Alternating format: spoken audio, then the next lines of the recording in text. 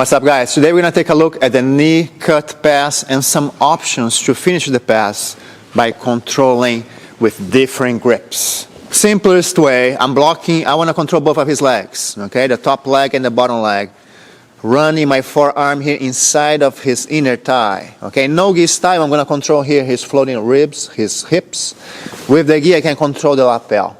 So I connect my body to the lapel. Much harder for him to smash my arm if I'm controlling the lapel, right? Compared to the no-gi grip, where sometimes if it smashes my arm, he throws his shield on my way, and then we are playing this type of game, okay? So with the gi, if I can control there, it makes my forearm more connected, more with a stronger structure, and I'm controlling the bottom leg too here, so when I get into the knee slice, it's harder for him to throw his reverse de la riva on me, because if I keep pushing that foot closer to the ground, it's harder for him to elevate his foot. Also, when I'm getting here, I want to be as close or sitting by my heel as much as I can, also to prevent the reverse de la riva, okay?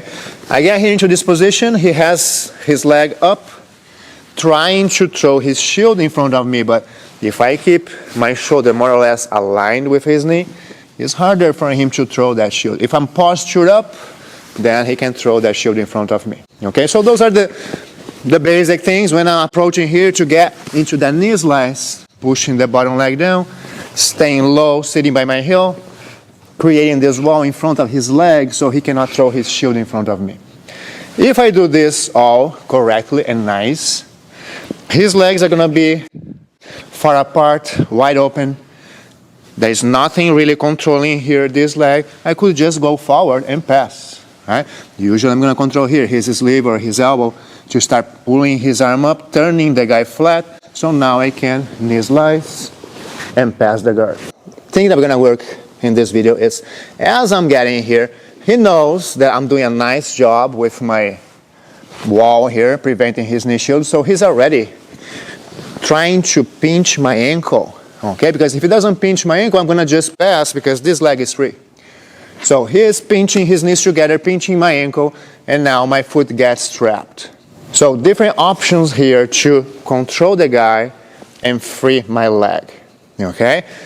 When my ankle is trapped, my goal here is trying to flatten the guy on his back, okay? Because if he's on his side, he can really pinch his knees together and really trap my foot.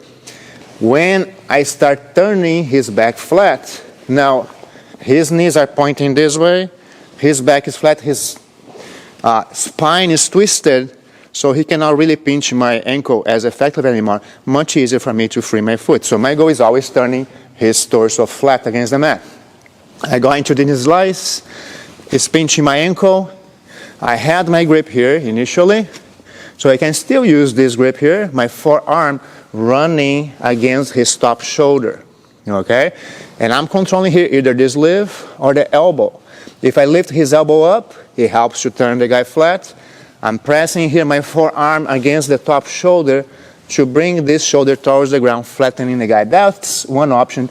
The immediate one, since my hand was already there. Pick the elbow up, drop that forearm against the top shoulder, and I'm going to start freeing my foot and passing the guy, driving my body here behind his tricep. He tries to turn into me. It's very hard now because there is a wall behind that tricep. Another option that we have is, one of my favorites, is controlling now the bottom lapel instead, bottom collar, okay? If I control the bottom collar, then I can open my elbow and forearm against the top shoulder, okay? Bringing his back flat against the ground. I'm going to put a clip here of live rolling footage in the tournament when the guy does exactly this. Controlling the bottom collar, opening my elbow, making sure that my elbow doesn't slide off his shoulder, right? The shoulder is right here, my elbow goes right there. Pick the elbow up or the sleeve up, drop all my weight on top of that top shoulder, making sure that I'm not sitting on top of his body, because he can roll me here. Open up my knee, bring my hip closer to the ground, so now I can free that foot, punch his arm, chest behind his tricep, and we are passing again. Another option is Controlling here again. Always a good idea to control this bottom arm, because since my leg is strapped, my ankle is strapped, he might try to get up to his elbow here and start creating problems for me. So if I'm controlling this arm here, it makes it harder for him. Option number 1. Option number 2. Number 3, I can always control here, old school style, closer to his armpit. And I'm going to start pushing that shoulder down as I lift his sleeve up. Okay? Stiff arm, all my weight on that shoulder. Again, open my knee, my hips go closer to the ground, so it's easier to free my foot now. I'm already crossing his arm, bring my chest behind his tricep. He tries to turn into me, very hard, and I'm here, established inside control. No-gi options. I'm not controlling the collar, of course. I'm controlling here closer to floating ribs and hip, so I can use my hand to reinforce my forearm. He tries to close his leg. If I keep opening my elbow, it's harder for him to close his leg. I could pass. He's strapping my ankle. Options that we have here for no-gi, usually, of course, is my underhook there, right? I can have my underhook, which runs my shoulder against his top shoulder, and now I can flatten his back. Either also adding my cross face, so I turn his head that way, helping to turn his back flat, where now I can free my foot. Or sometimes that underhook, same underhook, but instead of cross face, maybe he's blocking my arm, I get my head next to his head. My head cross faces him. So I have underhook and overhook. My overhook, I help also to lift his arm up, driving my shoulder against his shoulder with my underhook to flatten his back. And now we are here again, passing his guard. Another no-gi option, not really. It's a good option if you cannot get underhook, of course, but not your first option. It's not as reliable. If it's making harder for me to control that underhook, I can always try to necktie the guy, and now my forearm runs right in front of his shoulder here.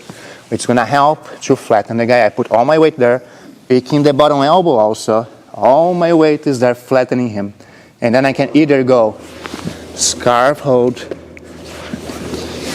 or after I flatten him, drop my elbow to the ground, so now I can get the underhook and start playing from here.